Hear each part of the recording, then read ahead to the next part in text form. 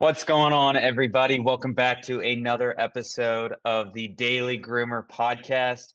I'm here with none other than Chrissy Neumyer Smith. Chrissy is a master grooming behavior specialist, a certified professional groomer, and about 15 other certifications that I don't have the time nor you have the ear space to listen to.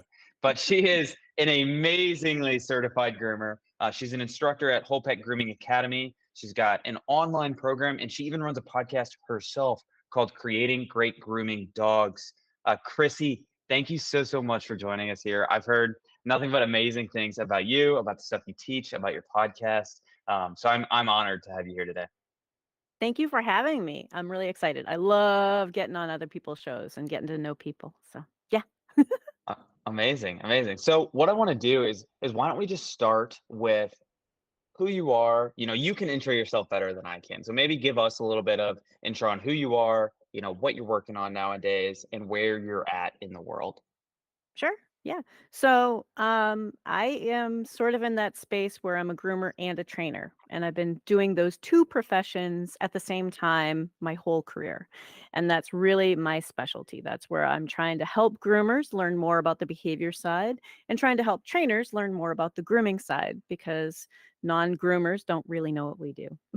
Non-trainers don't know what we do. So bridging that gap. But that's why I have so many of those little letters after my name and stuff, is that's my specialty. That's really what I go with. I do run a house call business, and I've been grooming. I started working with animals in '86, and I've been a groomer. I finished a grooming apprenticeship in '92. So it's been a while. So did you start as grooming and then you moved over to add the training element, or was it the other way around? They have always been at the same time.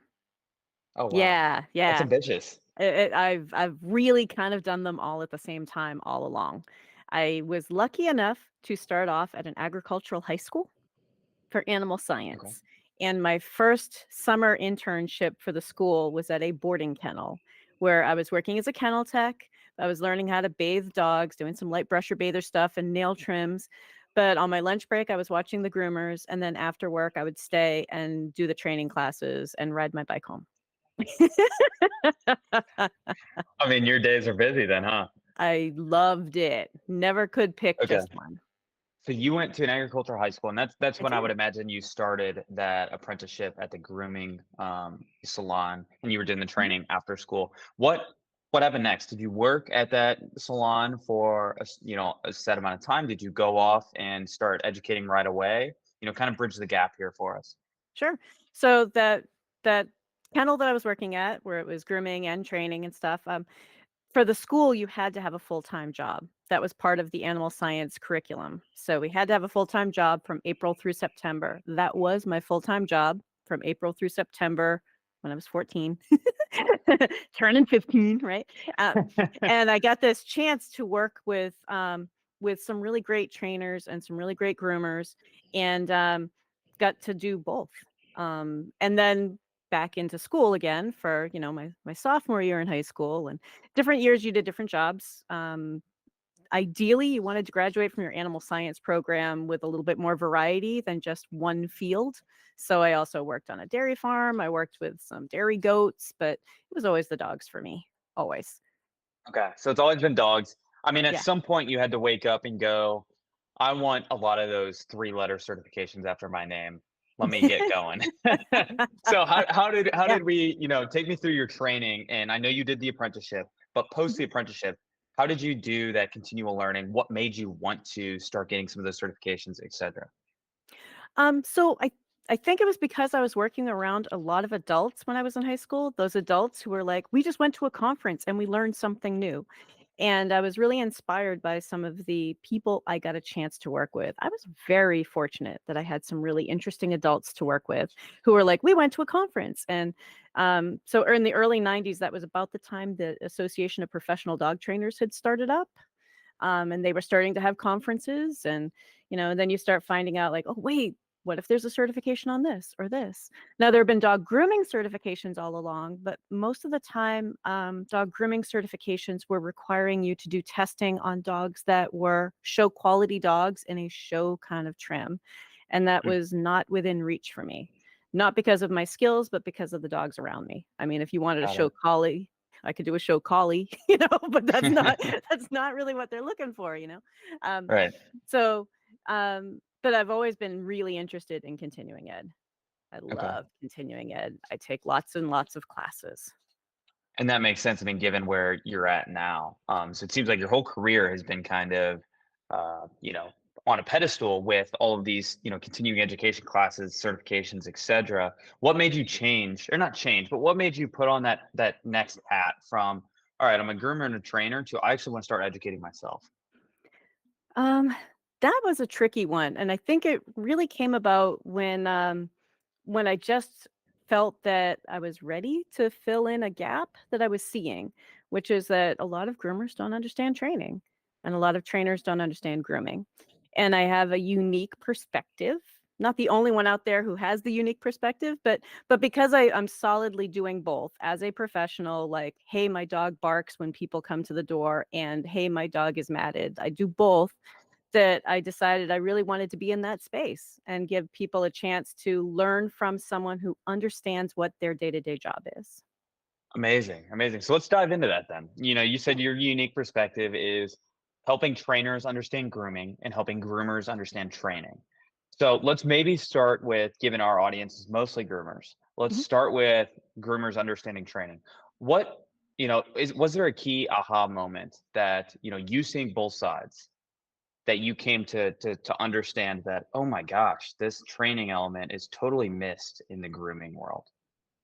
I recognized that really, really early. In fact, that's part of why I started my own house call business back in 2000, because I was feeling really kind of sad that I was being asked to complete trims to perfection on dogs that were literally asking us to please stop.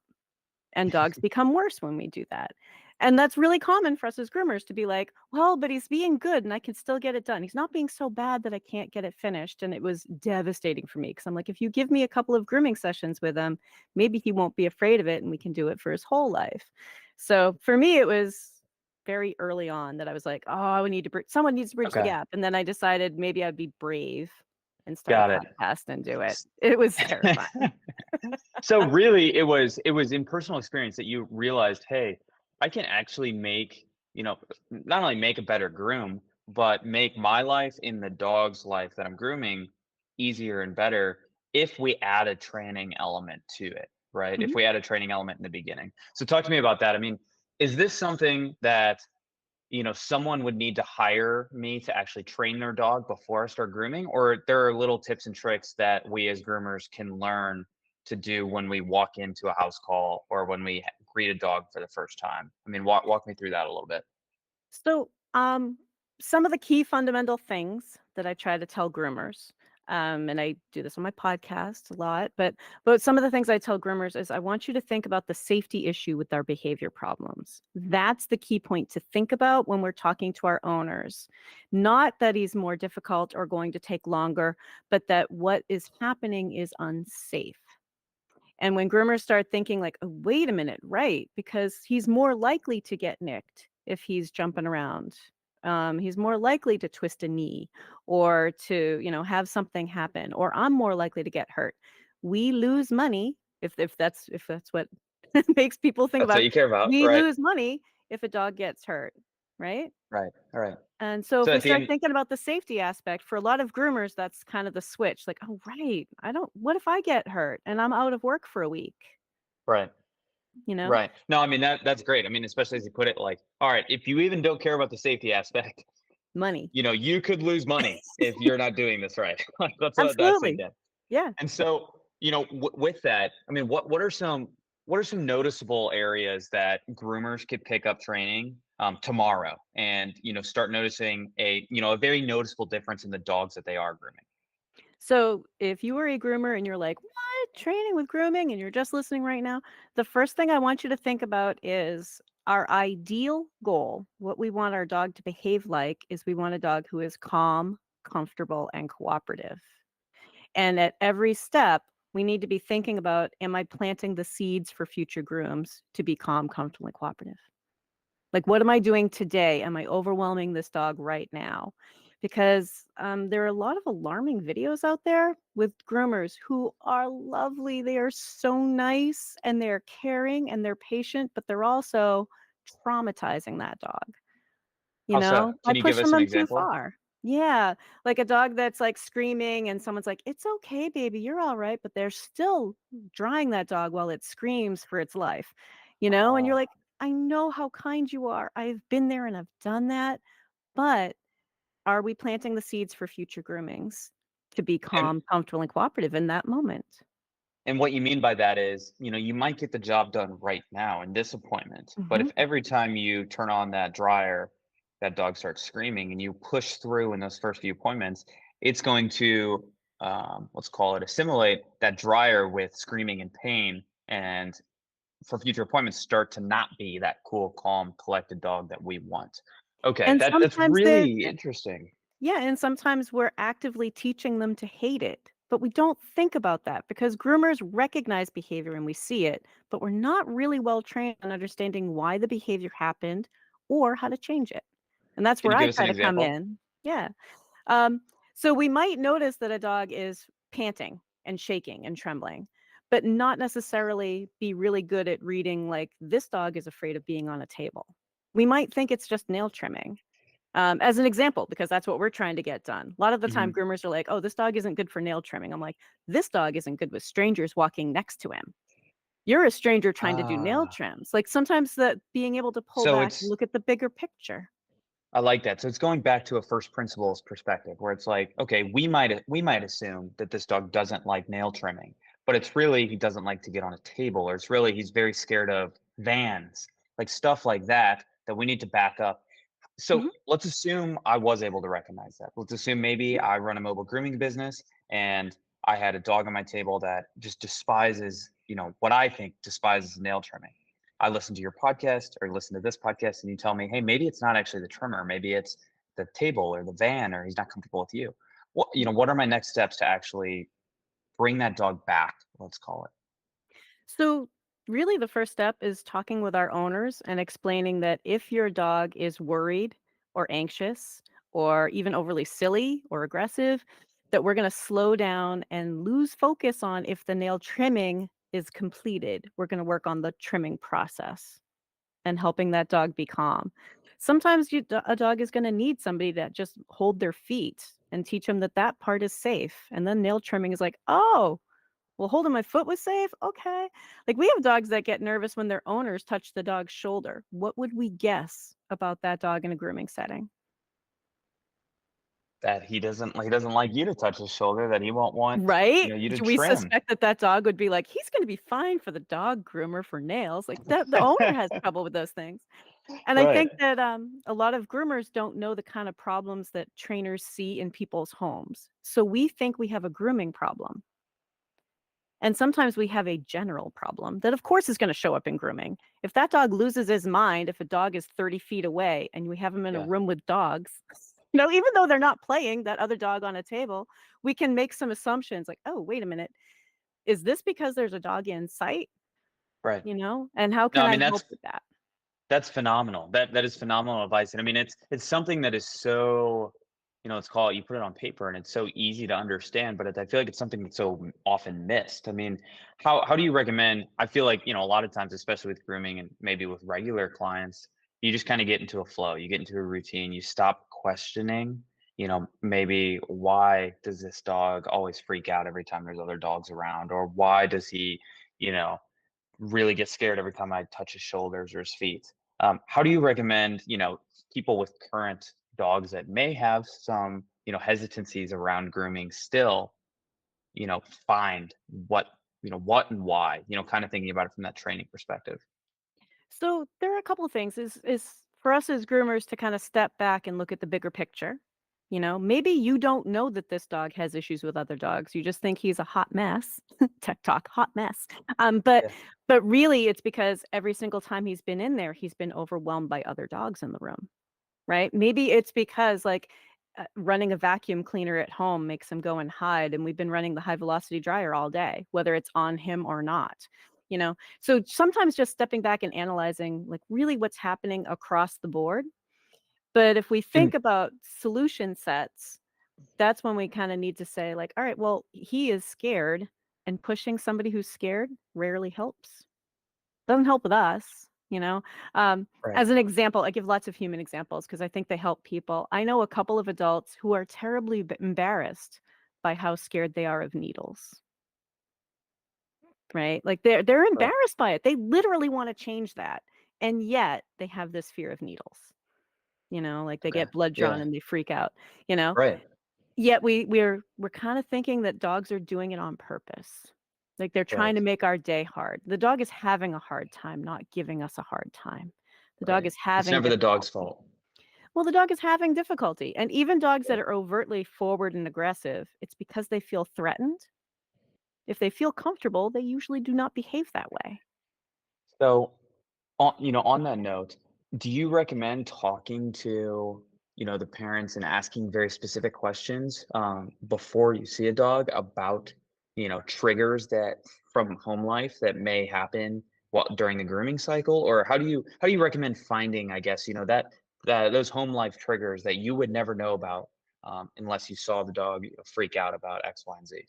Um, so there are 4 questions that I teach everybody. So, like, just sit back, write it down, but 4 questions that I think are really important for us to help with our owners, and it helps our owners understand why we might have difficulty with their dog. The first question is, what does your dog do if they don't like something? What does he do? I want to hear like what the owner thinks their dog would do. Is it the dog that runs and hides? Is it the dog that growls and snaps? Is it the dog that curls up into a ball? What does he do? And then question number 2 is what does he do if he doesn't like something you're doing to him? Is it the same kind of responses, or is this the dog that like, "Oh, well, he only puts teeth on us, but he would never bite," Like, we need to know that, right? So, that's where we get them to tell the story, and it's before a problem has even happened. We're getting them to Okay. tell us the story and give us some I mean, real that's amazing. details that we can use. It'll make them think about too, some things that they would have never put down in a form that's just like, Oh, "Hey, is there yeah. anything you want us to know?" "No, he's Some of that great." stuff they Yeah. would never think about, right? Yeah, Yeah, they're yeah. like, "Oh, we love him. Yeah. He's been so fun recently." "Oh, he's great, Okay, he's so great." you said Yeah. there's 4 questions. You went through Yep. 2. The first one, let me reflect here. The first one was, "What does he do when he's scared?" The Yep. "What second does one he do was, if he "What doesn't does like he do?" something?" Yep. Right, right. The second one was, Yep. "What does he do if I do something to him as the owner and he doesn't Mhm. like it?" Yep. What's 3 and 4? Third question that I ask owners is, "What does he do if you don't stop?" Yeah, I see your face, and that's what owners do too. They're like, "Oh," many of owners are like, "Well, of course I stop. He put teeth on me." And I'm like, "But you're asking us to not stop." Right, right. Exactly. You're So that's asking us to question complete the number groom. 4. Yeah, so that's question number 4 is, "What do you think he will do when I, a stranger, do not stop?" And for a lot of Wow, owners, that's where they make the connections like, "Oh, you're talking about safety for my dog, and you're talking about safety for yourself, and that we have a training problem here." I love that. I love that. Okay, so let's keep walking through this. Let's Yep. assume that, I've brought my dog to you and you and I have identified a training problem. Mhm, Do you still take that dog in for a groom or, what happens? What happens next? Let's give this a mhm, real life example. Let's assume I'm bringing you, um, a 1 or 2-year-old dog, been groomed before. We just moved, and so maybe you've never seen him, but he's been groomed before. Let's assume it's a border collie, something like that, right? And I tell you that she really gets scared of strangers, like really scared of strangers, and we've mhm. identified that that is some sort of problem here in terms of training. Do you still take my dog, my precious little dog in, or do you turn it back to the owner and give them homework before you're allowed to groom, or what happens with identifying this? It's really gonna vary by dog, and I think that Okay. that's part of what dog trainers understand and groomers find frustrating. Behavior geeks think it's awesome. We're like, "Ooh, let's get into the minutia and details on this particular individual," and groomers are like, "Tell me what to do." Dog growls, "Okay, turn to page 86, read this paragraph, that's what you do." Okay, like, they want something really easy, They and want a it's not manual. always that Yeah. easy, yeah. But Right. what I do is I talk to owners about, "Well, your dog doesn't sound like they're well prepared for our services today." Okay.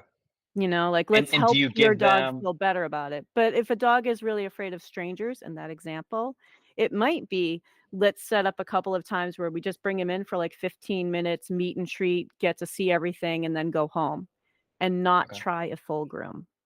We do a lot of Okay. modified grooms, telling owners like, listen, I can't do your doodle the way that you want them to be done today because your dog literally has no idea what this whole process is. It's not really fair to him. It's going to terrify him, and he's going to need a significant amount of grooming for his whole life. And sometimes I talk to owners about your dog is going to, if we assume that your dog's going to live to be 15, and, like that's a lot of grooming to be terrified of. Like, let's spend Right. time now so that that dog can feel comfortable with this for their whole life. I mean, what a great perspective too. I mean, especially like, hey, we recommend every 4 to 6 weeks. That's let's put 10 or 11 Yeah. times a year. Your dog Mhm. is 3, or he's going to live till he's 15. I mean, that's 12 years. It's about 120 grooms that Yeah. Fluffy's Yep. going to have to go through, being terrified of the nail trimmer. So let's save some time up front here and do 3 modified grooms so that he can get to know us, we can get comfortable, etc. Yeah. That's And amazing, and it's I feel like wording it. that's a solution. That's a solution that I feel like a lot of people don't think about, is doing modified grooms. And it's wording it as service to our customer, right? We're putting the customer focus. Like, this is for you and your dog and your dog's future. And this is about safety, your dog's safety. If he jumps around and bites my shear and ends up with a tongue that's hanging off, and like that's a vet bill. That's a dog who's going to be terrified of grooming for a long time. And hopefully we can, get you to take it seriously and we can get them back from that, um, but that's also like terribly unsafe. Like your dog could be injured. And I cannot tell you, non-groomers have no idea. They're like, well, how would you injure my dog? We use sharp tools. We use Yeah, sharp we use tools. sharp Like, tools, why would and you use sharp Fluffy tools can't next to sit my dog's still. eye? I'm like, because that's what cuts hair, you know? So if we spell it out for them, like, listen, we use sharp tools. This is, and actually I have a safety policy. It's actually posted on my website. So if anybody wants to go in there in the blog section, I have a safety policy. Go ahead, use it. It's not a contract. It's just telling owners how I do business. If your dog is And terrified, I need to help them through it, and I'm going to charge you for my time. and we'll link to that in the show notes here, and we'll link to that in the blog post that we spin out of these. I'm Mhm. curious, can you give us a high level what's in that safety policy, Chrissy? Um, it's really just a quick blurb about, like, we are working with live animals. We're working with sharp tools. We're trying to keep your dog safe. If your dog is really worried about something, we're going to calm them down, slow down, try to help them through it. We may not finish that trim today. It may not look perfect. We'll charge you for our time that we spend working on your pet. But it gives a lot of discussion points because owners are like, wait, what do you mean he won't look perfect? Your dog is literally fighting for us to stop, like, He's fighting for his life, right? you know, Like, if let's if modify this he's a bit. terrified, and I think that when we talk to owners about it that way, then they can choose to not do business with us, right? That's I okay love that. though. Yeah. I want you to think about this. If I bring my car to the mechanic, I don't get to pick what part of the brake job I think I want. There's a safety issue there. If I'm like, oh, no, the brake lines, I'll just duct tape those later. Those are fine. I just want the brake pads so it doesn't squeal. And they're like, your pads, your rotors, and your lines need to be replaced if you want to continue doing business with us today. Right? They can't open that up and start doing it and not do a safe brake job. And so for I some of love our that. owners, that helps them understand, like, oh, this is about safety. Like, this is about you and your dog getting the best service I can offer you. Right. No, I love that. It seems like the key communication point there is we need to be better at educating owners that, hey, this is a training thing as well. This is not just poof, your dog's here, we make him perfect, he's out. Like, this is a educational and training process that you need to be okay going through. And if you're not, totally get it. Our services are not for your dog then today. I'm curious to kind of close the loop here. What's a practical, maybe either checklist or plan of attack for the first time a groomer sees a new dog? Maybe they own a salon, and an owner has come in with a new pup, or they've got a house call for the first time and they're meeting that new pup. Do you have a set, like I said, agenda or checklist? I know you have those 4 questions of things to ensure that this client is right for us and that these owners understand, what we want to do.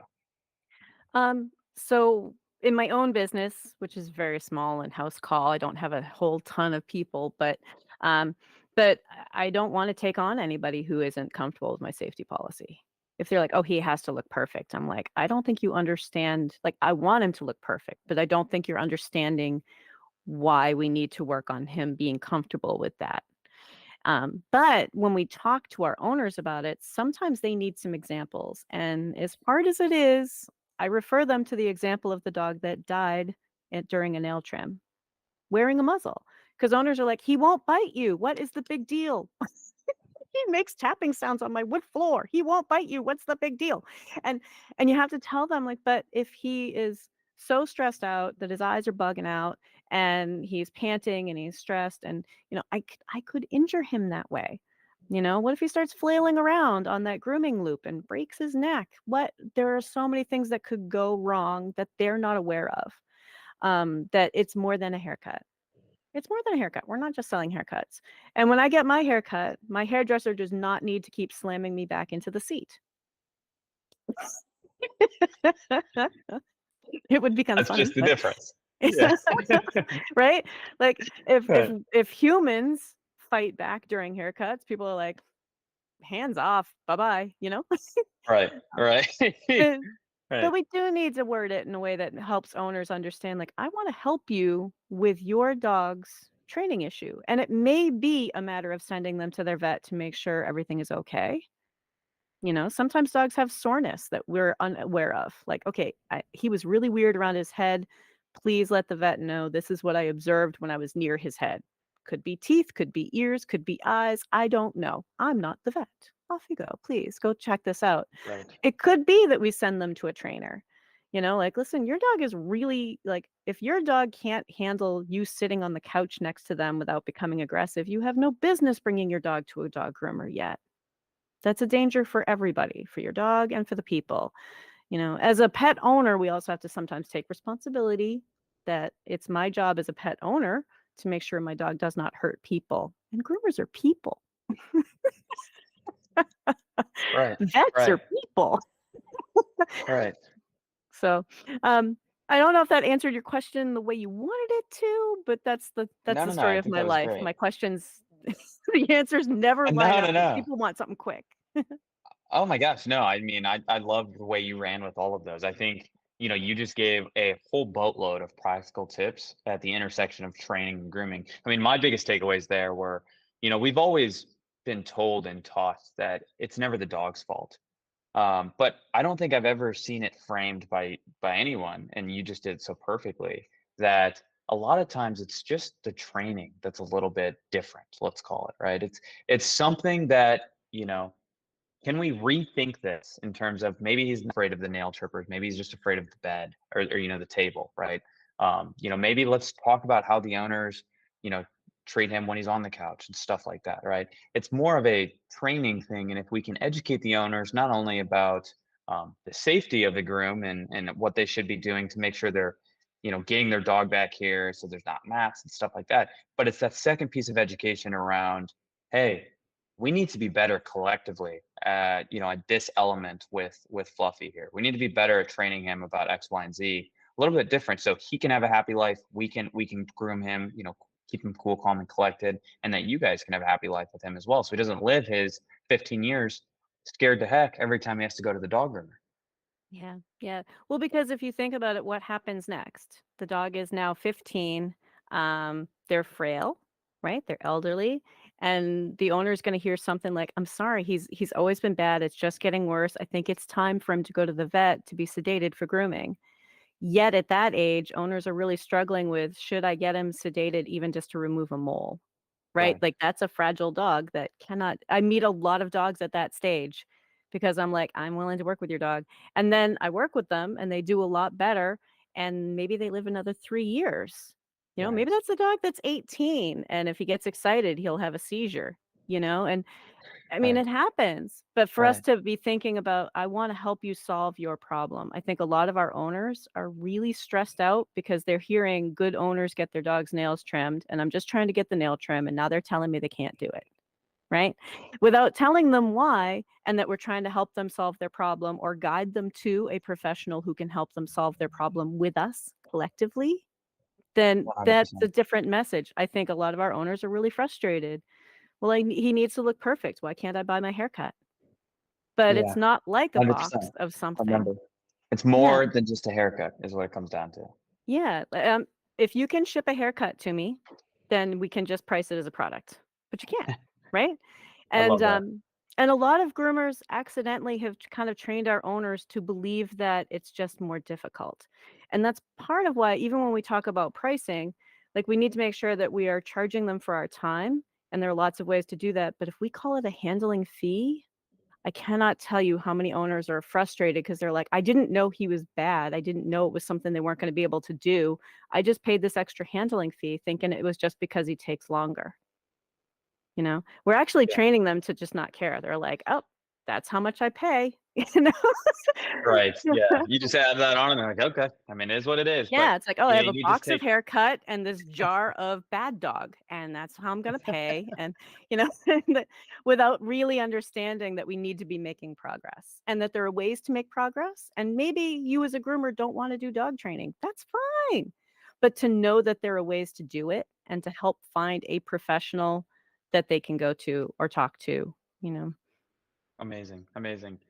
I mean, it's more than just grooming. That's, I think, what it comes down to. It's more than just a haircut, is really at the end of the day what it comes down to. So, I mean, Chrissy, you have shared, like I said, so much knowledge, so much insight here. We'd love to have you back on. I think this intersection of grooming and training is extremely unique and very, very practical in terms of it solves, if we were to look at everything as a problem that maybe doesn't go according to our own preset plan, this training, we can view it as a solution, as an outlet to, make us feel better, make the dog feel better, in maybe some of those more difficult grooms. So again, I really, really appreciate it. I want to give you an opportunity. Where can people find you?